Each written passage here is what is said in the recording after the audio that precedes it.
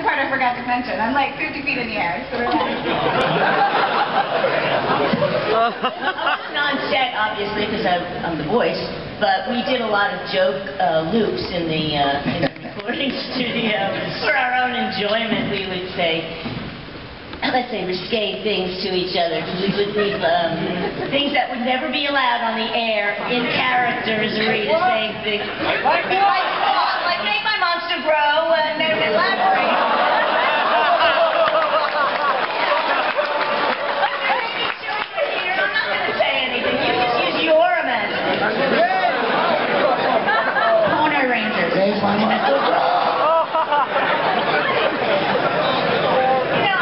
Goldar and Babu and Squat. I had a lot of strange little men around me.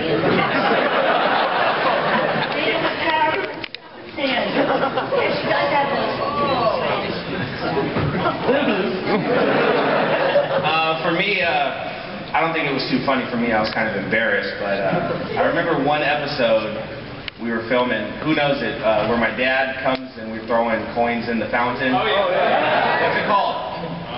Okay, great.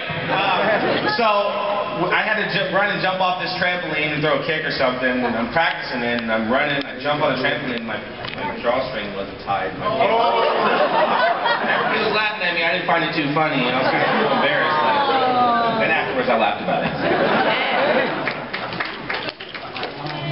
Alright. Well, unfortunately in New Zealand, as you guys know, there was a couple of earthquakes there, which kind of sucks. It's a bummer.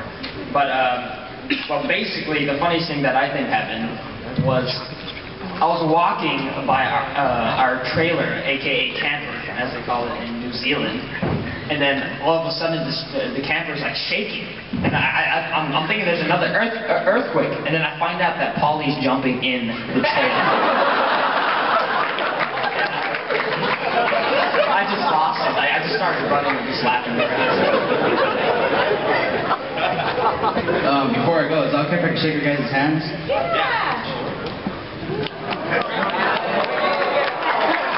14, 12, and 14, 14. Or else.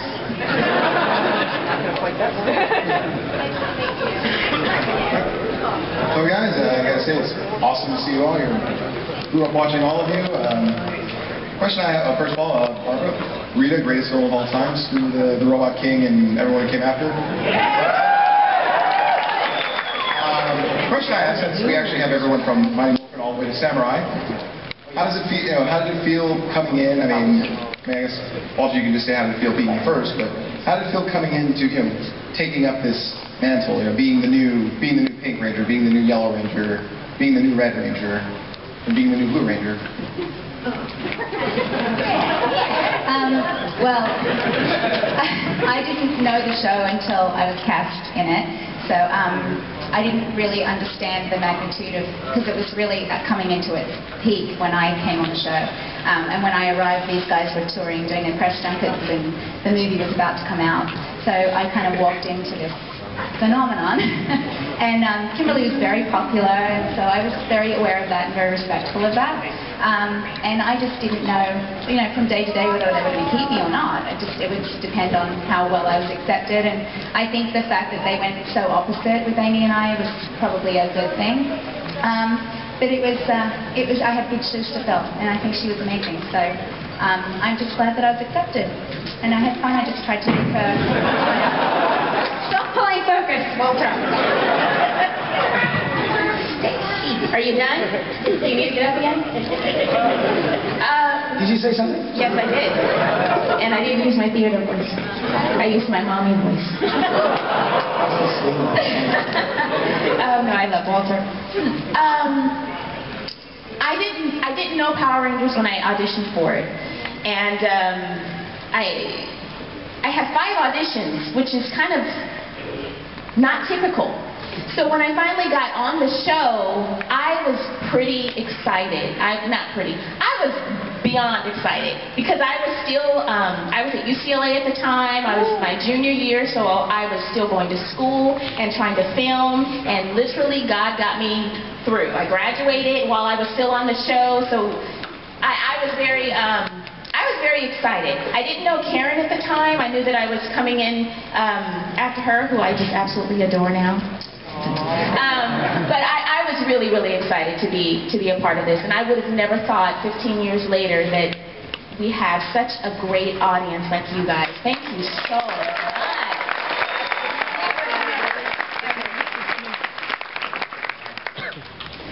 Well, for me it was really tough because it's like I knew like the Red Ranger was the leader. I watched the show like before I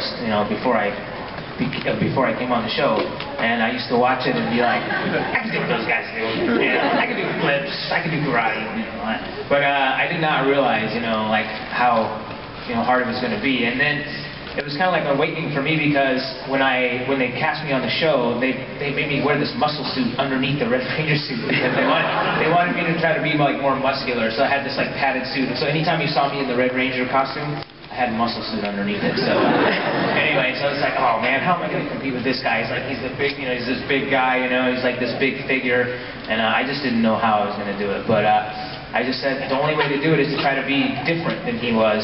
But they kept putting me in the sleeveless shirts with the red, the red plaid shirts, and I was like, I don't know. But I kind of found my own character really when it became Zio. I think that's when I kind of got wings, I guess, a little bit. But he had guns though, so he still got it.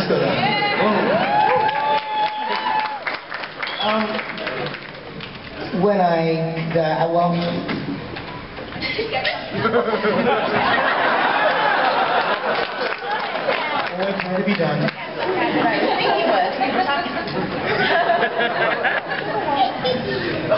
I'm done.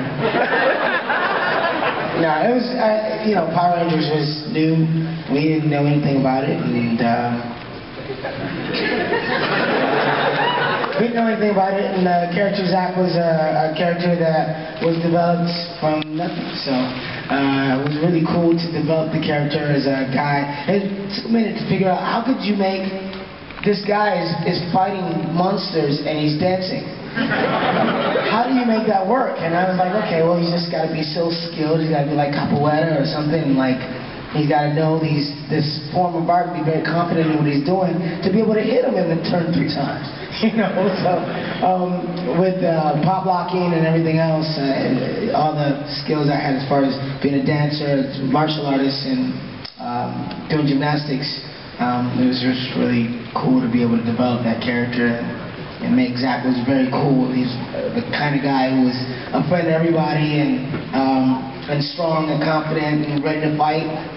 He was always like, I'm Zach here, I'm ready to roll. So he was always ready to be down and be there for everybody, and that's kind of who I am. So it's cool.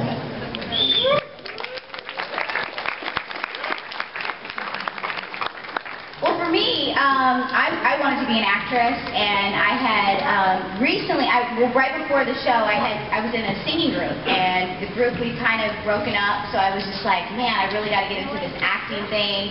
And a friend of mine called me and said, you need to go to this audition. It's for this kids show, and I'd never seen the show.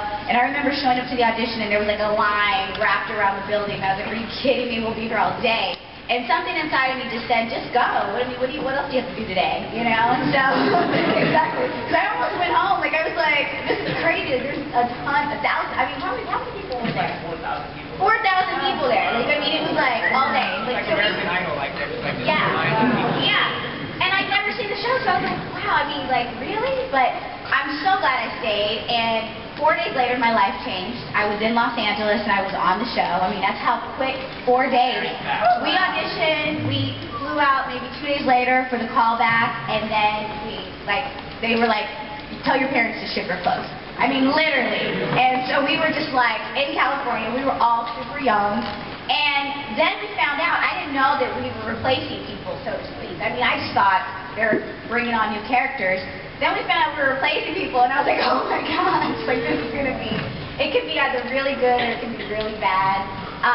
But luckily, you guys, loved us, you guys, and I always wish that we it would have been a better situation because, it just seemed like we kind of were thrown onto the set, but the thing was, 2 months later we were doing the movie. It all happened so quickly, so I didn't really realize what Power Rangers was until we got back from doing the movie, and it was like this phenomenon, and to be a part of that is larger than life. I mean, all of us, we could probably do a million different movies, but nothing's going to compare to that show or to that moment. And to have been able to be someone who took, Tweet's place, such an honor for me. She's such a great person. I didn't really get to meet her. I met her once, but it was just kind of really quick. But just to be able to be a part of that and be the person who replaced her is such an honor. And to meet all of you was such an honor. So that's kind of how it felt for me.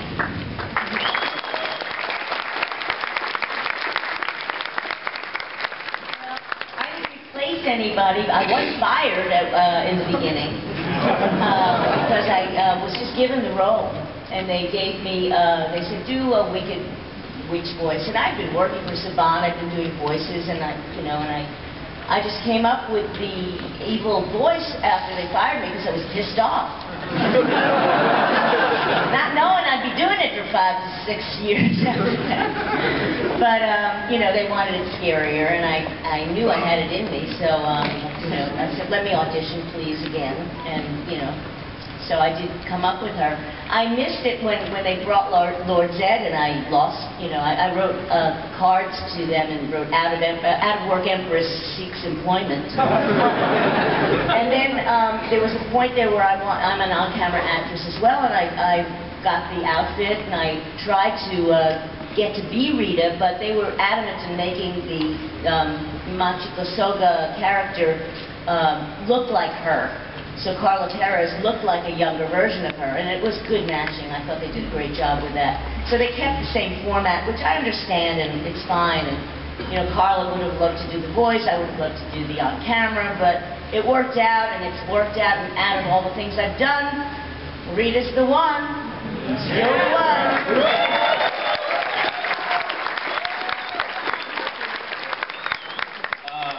So it was actually funny how I got the role of Power Rangers. I was on another film, Talking Animals, even funnier. And I'm standing there one day and I see Jason and Kimberly come to set. And I'm like a huge Power Ranger fan before I was on Power Rangers. So I'm like, God, I told my mom, I'm like, Mom, that's Jason and Kimberly. And then I started talking with the producer and the director, and it was Shuki Levy. And he was like, found out I did martial arts. He was like, you want to be a Power Ranger? And I was like, what? I was like, guys, I'm the new Blue Ranger. Isn't that cool or what? That's how it happened.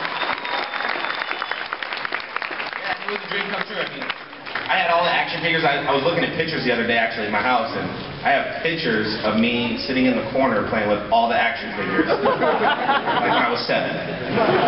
Almighty Morphin. So yeah.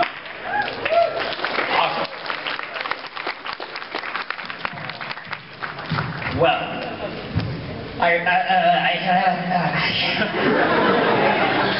yeah, man. Well, I knew about Power Rangers before I auditioned, of course, and I actually auditioned for the Gold Ranger in the beginning because they were looking for a Jim Carrey type personality. I usually go out for stuff like that, and I got a call back for it.